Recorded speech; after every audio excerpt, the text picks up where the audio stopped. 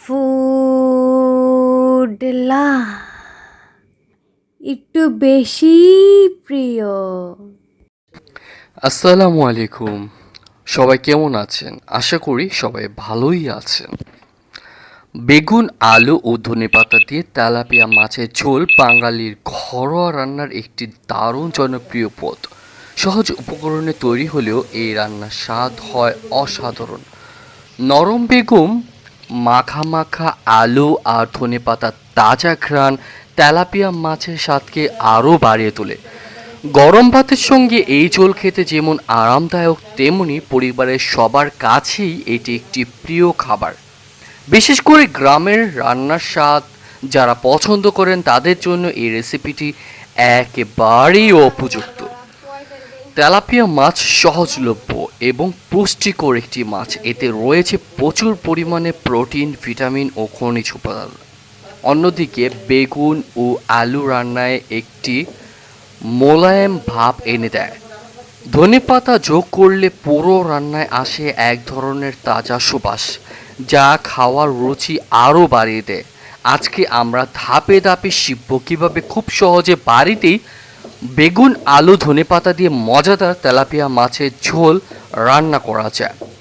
প্রয়োজনীয় উপকরণ: নিতে হবে তেলাপিয়া মাছ 4 থেকে 5 টুকরা, বেগুন নিতে হবে একটি মাঝারি আকারের, আলু নিতে হবে 2টি মাঝারি আকারের, পেঁয়াজ কুচি নিতে হবে 1 কাপ, রসুন বাটা নিতে হবে 1 চা চামচ, আদা বাটা নিতে হবে 1 চা চামচ, হলুদ গুঁড়ো নিতে হবে 1 চা চামচ, মরিচ গুঁড়ো নিতে হবে 1 চা চামচ, জিরা গুঁড়ো নিতে হবে আধা চা চামচ, ধনে গুঁড়ো নিতে হবে আধা চা চামচ, কাঁচামরিচ 4 থেকে 5টি, ধনেপাতা কুচি 1 মুঠো, লবণ স্বাদ মতো, সরিষার তেল বা সয়াবিন তেল পরিমাণ মতো নিতে হবে, পানি নিতে হবে পরিমাণ এবং প্রয়োজন মতো। মাছ প্রস্তুত করার নিয়ম: প্রথমে তেলাপিয়া মাছ ভালোভাবে পরিষ্কার করে ধুয়ে নিতে হবে। এরপর মাছের সঙ্গে সামান্য হলুদ লবণ মেখে 10 মিনিট রেখে দিন। এতে মাছের কাঁচা গন্ধ দূর হবে এবং ভাজার সময় সুন্দর রং আসবে। এরপর কড়াইয়ে তেল গরম করে মাছগুলো হালকা বাদামি ভেজে নিতে হবে। খুব বেশি কড়া করে ভাজা যাবে না, কারণ পরে ঝোলে দেওয়ার পর মাছ শক্ত হয়ে যেতে পারে। মাছ ভাজা হয়ে গেলে আলাদা একটি পাত্রে তুলে রাখুন। সবজি কাটার নিয়ম: আলুগুলো খোসা ছড়িয়ে মাঝারি আকারে কেটে নিন। খুব ছোট করে কাটলে রান্নার সময় ভেঙে যেতে পারে। বেগুনও মাঝারি সাইজে কেটে পানিতে ভিজিয়ে রাখুন, যাতে কালো না হয়ে যায়। ধনেপাতা ধুয়ে কুচি করে রাখুন। কাঁচামরিচ ফালি করে রাখলে ঝোলে সুন্দর ঝাঁঝ ও সুগন্ধ আসবে। রান্নার মূল প্রক্রিয়া: প্রথমে কড়াইয়ে মাছ ভাজার তেল থেকে কিছু তেল রেখে দিন। এরপর তাতে পেঁয়াজ কুচি দিয়ে মাঝারি আঁচে ভাজুন।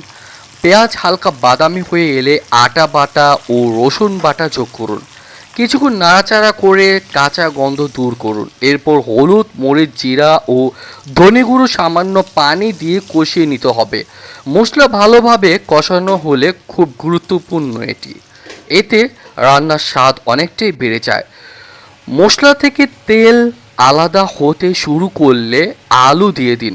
আলু কয়েক মিনিট নেড়ে মশলার সঙ্গে মিশিয়ে নিন। এরপর বেগুন যোগ করুন। বেগুন দ্রুত নরম হয়ে যায়, তাই বেশি সময় কষানোর দরকার নেই। এখন পরিমাণ মতো গরম পানি দিন। ঝোল পাতলা বা ঘন কেমন চান সেই অনুযায়ী পানি ব্যবহার করতে পারেন। পানি ফুটে উঠলে ভেজে রাখা মাছগুলো আস্তে করে দিয়ে দিন। এরপর কাঁচামরিচ ও লবণ যোগ করুন। ঢেকে মাঝারি আঁচে 10 থেকে 12 মিনিট রান্না করুন। যখন আলু সিদ্ধ হয়ে যাবে এবং ঝোল সুন্দর ঘন হয়ে আসবে, তখন ধনেপাতা কুচি ছড়িয়ে দিন। ধনেপাতা দেওয়ার পর আর বেশি সময় রান্না করবেন না, এতে ধনেপাতার তাজা ঘ্রাণ বজায় থাকবে। রান্নার স্বাদ বাড়ানোর কিছু টিপস: সরিষার তেলে রান্না করলে স্বাদ আরও অনেক পরিমাণে বেশি বেড়ে যায়। গ্রাম বাংলার মতোই হয়। মাছ বেশি ভেজে ফেলবেন না, নরম ভাজা মাছ ঝোলে দিলে স্বাদ ভালো লাগে। ধনেপাতা সব শেষে দিতে হবে, আগে দিলে সব ঘ্রাণ নষ্ট হয়ে যাবে। চাইলে সামান্য টমেটো ব্যবহার করতে পারেন, এতে ঝোলে হালকা টক আসবে বা টক স্বাদ আসবে। কাঁচামরিচ ফালি করে দিলে ঝোলের সুগন্ধ অনেক বেড়ে যায়। এই রান্নার পুষ্টিগুণ: তেলাপিয়া মাছ প্রোটিনের একটি ভালো উৎস, এটি শরীরের পেশির গঠন ও শক্তি বাড়াতে সাহায্য করে। মাছে থাকা ওমেগা 3 ফ্যাটি অ্যাসিড হৃদরোগের যন্ত্রণার জন্য বা হৃদযন্ত্রের জন্য উপকারী।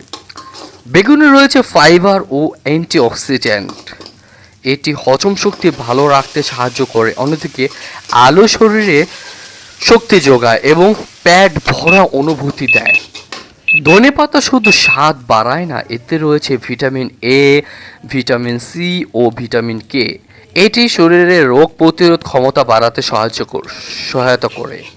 পরিবেশন পদ্ধতিটা: গরম গরম ভাতের সঙ্গে এই তেলাপিয়া মাছের ঝোল পরিবেশন করলে সবচাইতে বেশি পরিমাণে ভালো লাগে। পাশে লেবু, কাঁচামরিচ ও পেঁয়াজ থাকলে খাবারের স্বাদ আরও বেড়ে যায়। অনেকে ঝোলের সঙ্গে শুটকি ভর্তা বা ডাল ভর্তাও খেতে পছন্দ করেন। দুপুরের খাবারে এটি একেবারেই পারফেক্ট একটি পদ। গ্রাম বাংলার ঐতিহ্যবাহী স্বাদ: বাংলাদেশের গ্রাম অঞ্চলে এই ধরনের ঝোল খুবই জনপ্রিয়। সহজ উপকরণে তৈরি হলেও এই স্বাদ মন ভরিয়ে দেয়। বিশেষ করে নতুন বেগুন ও তাজা ধনেপাতা ব্যবহার করলে রান্নায় অন্যরকম ঘ্রাণ আসে। অনেক পরিবারে দুপুরের খাবারে নিয়মিত এই ধরনের মাছের ঝোল রান্না করা হয়, কারণ এটি সহজ, স্বাস্থ্যকর ও পরিবেশের জন্য ভালো। পরিবারের সবাইকে নিয়ে পছন্দ মতো খাওয়া যায়।